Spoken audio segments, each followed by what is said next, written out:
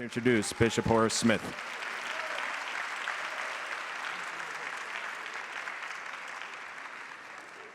Let us all say amen. Yeah, we really are in church, and I am just glad and honored to be here this evening. And I'm really overjoyed on a very personal note.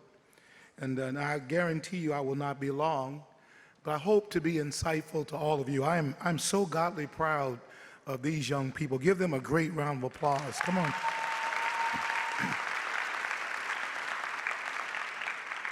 Tonight is very special because it reminds us of what's really important. And so allow me in my few moments tonight to talk to you seriously about three things. And I direct these to these graduates. They may sound corny to you, but I guarantee they are all important. Here's the first thing. Who are they? I heard you had something going on in Phillips called He Said, She Said.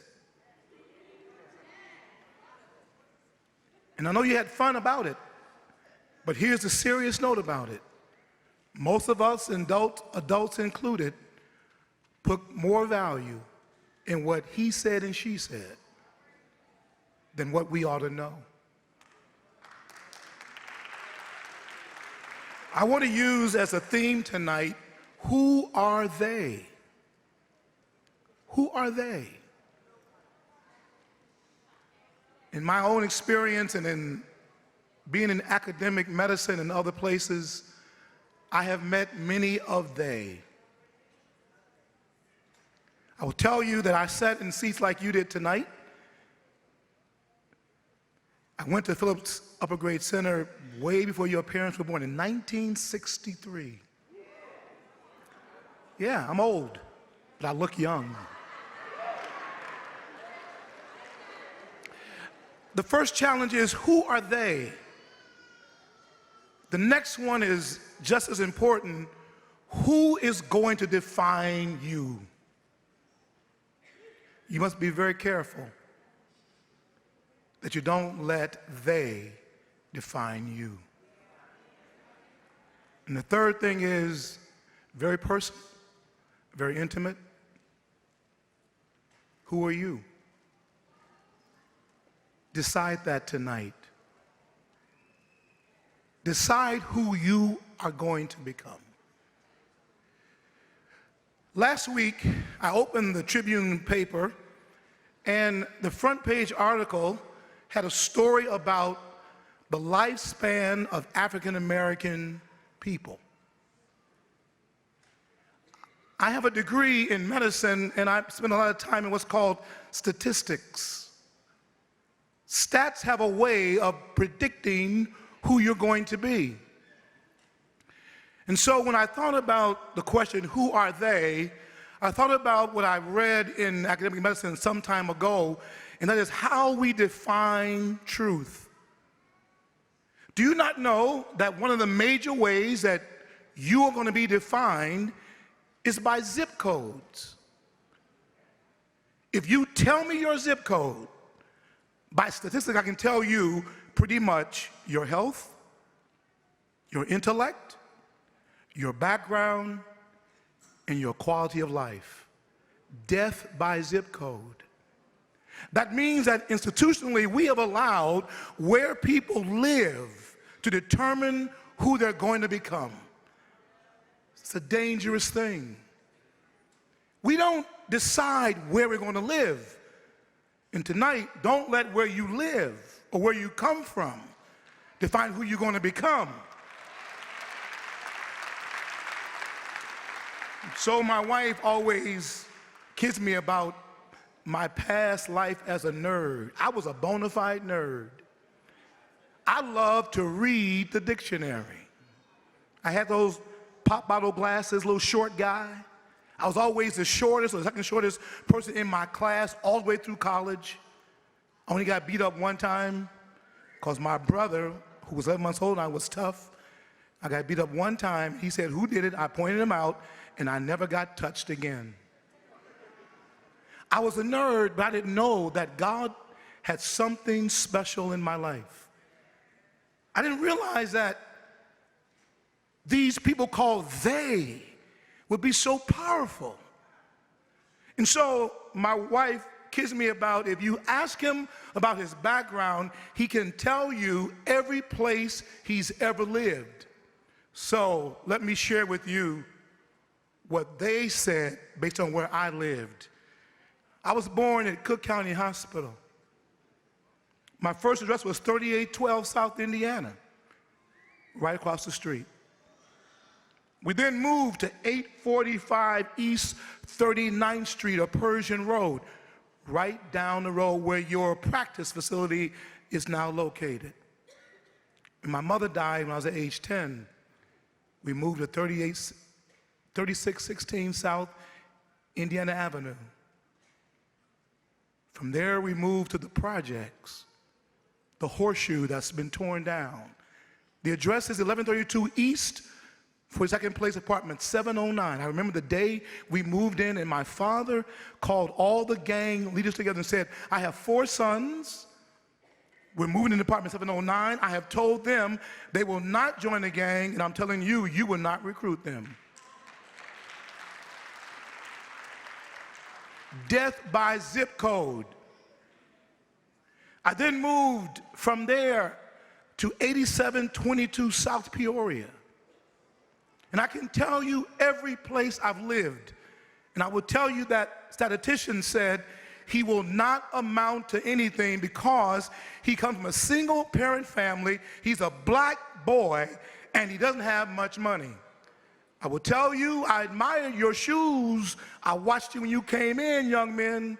And I can tell you that for 3 years in high school, I had 1 pair of pants. I wore them every day. Yeah, I was laughed at. They talked about me, but they laughed then. But who's laughing now?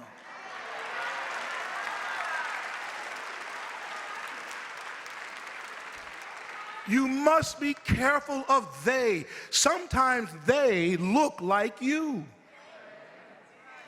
Sometimes they are family members who will tell you, we don't do well in math.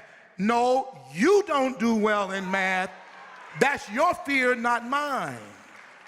They will tell you, we can't handle higher mathematics. We can't handle chemistry. We can't handle Phillips. If I had believed they, I would have never gone to the university. I would never become the director of the comprehensive sickle cell thalassemia program at Northwestern University and Lurie Children's Hospital, who they said I could not become. I will tell you what they said about me. I can tell you applying to school beyond high school. I remember one interview in particular. I won't name the school, so I won't embarrass anybody. A very prestigious academic university here in Chicago, and I applied for their residency program in pediatrics, and they reviewed my record, and they said to me, you know, you're a pretty smart guy. You ought to become a social worker. None against social workers. But 8 years later, they called and said, would you come and lecture our students on sickle cell development? Because sometimes they will say one thing, but you must believe the other. Do not allow what's outside to determine what's on your inside. No one can define you but you and God. Those are the only 2 principles that ought to sway your mindset. They said I couldn't do it, and then they asked me to lecture, and I almost didn't go to lecture those kids. But I remembered I was that one they had rejected, but now I'm requested. There's a big difference. Because people will pigeonhole who you are based on your zip code, based on the school you went to. I hear all this stuff about Chicago public schools. I went my entire education to a Chicago public school. It is not the school that determines the outcome. It's the heart of the person that goes to the school, not those from outside, but that was on the inside. Henry Thoreau said one time, was it Thoreau or Emerson, that what lies behind you, young people, and what lies in front of you is really nothing compared to what lies within you. Don't you fool yourself. You are fearfully and wonderfully made. You have no idea your true creativity. And let me not throw any water on you, but let me just say this to all of you. Hope I don't insult anybody. Stop letting people define you by your sexuality. Stop letting only your athletics be good or your musical talent, because they will put you in a trick bag because they don't want you to achieve academically. They don't want the competition. They don't want your creativity. They don't want your genius. Don't you be fooled by your peers. Study. Study a long time. When you get ready to quit for 10 minutes and get back in the game again. I can tell you multiple stories in my journey when they told me and I didn't believe them, and I don't believe them now. What they said is an opinion. What you do is reality.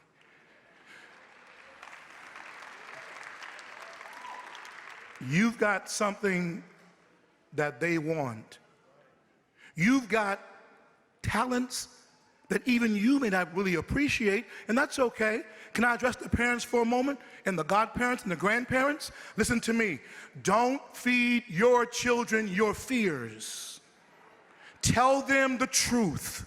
Tell them they can be and become whatever they desire to be if they have the courage to become it. Black people, wake up.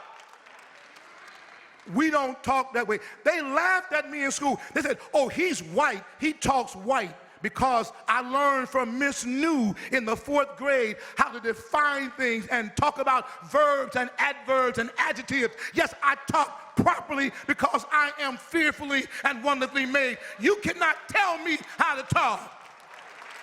Talking black don't mean talking because you don't know what to say. You need to be more woke than you are. This society wants to pigeonhole you into your culture to keep you from competing with who they are. They don't want you in the boardroom. They don't want you to develop and run research and programs. They don't want you to do that. Don't you be fooled by they. Learn this. You are the captain of your own ship. And you won't do it by fitting in with the crowd.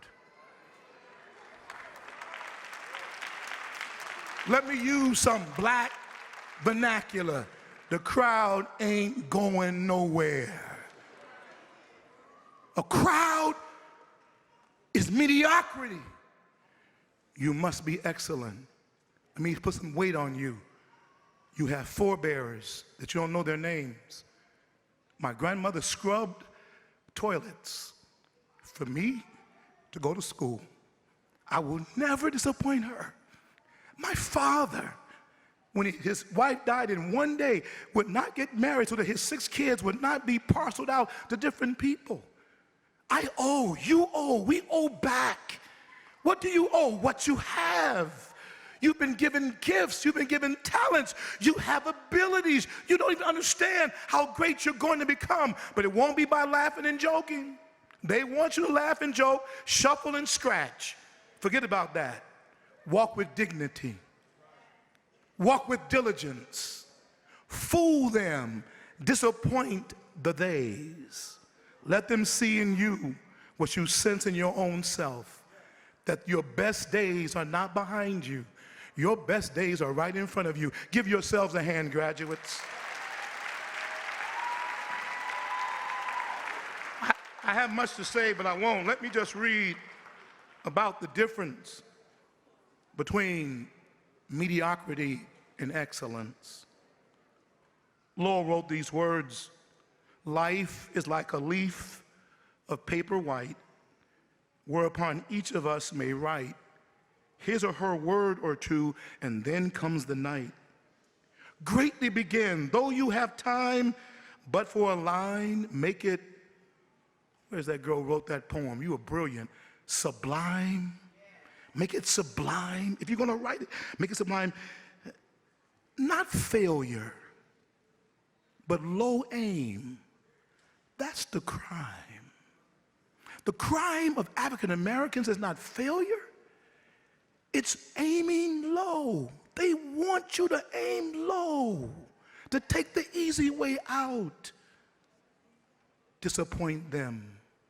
Do your parents proud. Do Phillips proud.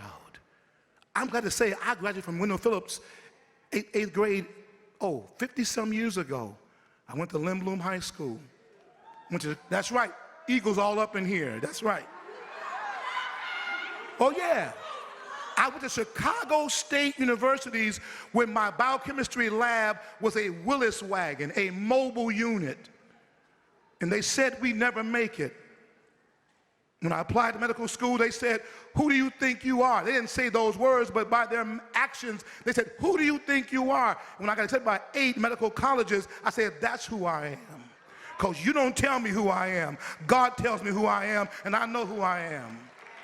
Be who you are, not something slovenly or mediocre. Be the best you can be. And let me just say this, the last thing. Talk about they and them. Here's my word to you. Disappoint them. Give God praise. Give God real praise. For the last minute, I'm going to go off script. Our church has been in this neighborhood since 1915. Yeah, 1915. We didn't move into the neighborhood. We've had 4 chances to move out south in the 70s and 80s, and we never left because we love Bronzeville.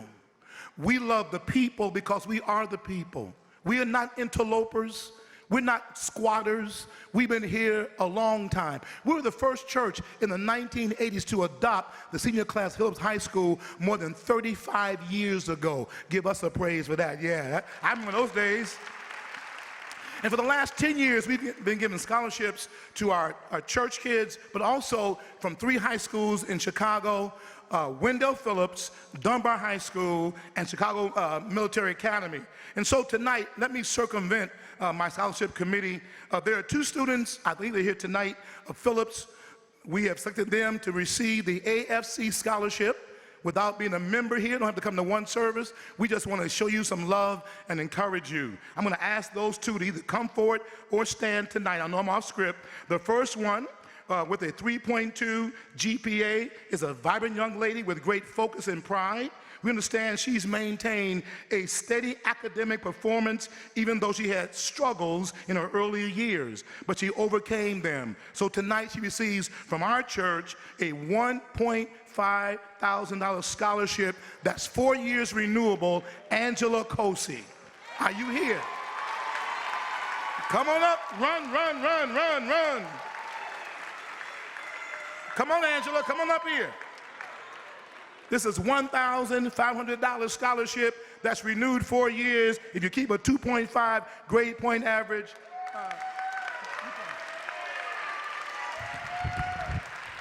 On behalf of the principal and AFC, we salute you for your persistence in Jesus' name. God bless you. And the second student, again with a 3.8 GPA, has shown passion and determination that makes her stand out. She has discipline and focus in keeping up her grades and improving. She loves community outreach. She's been dedicated to community efforts with her church, along with serving in all the areas of the church. She's a member of the Chicago Children's Choir. She's athletic. She's hardworking and willing to lend a hand. We're going to also give the same scholarship to Amber O'Sullivan. Run up here, Amber.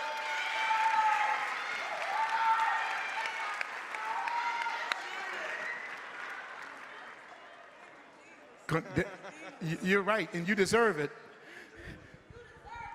You deserve it. To all of you graduates, listen to me. I want all of you here tonight, every graduate, to come back in 3 years and tell me where you are. This is a commencement. It means it's a beginning. Have fun tonight. Laugh, joke, make noise, but don't you think you have won the championship. You've won the entrance award. The next 3 years are going to determine your flight plan. And again, whoever they are, please disappoint them.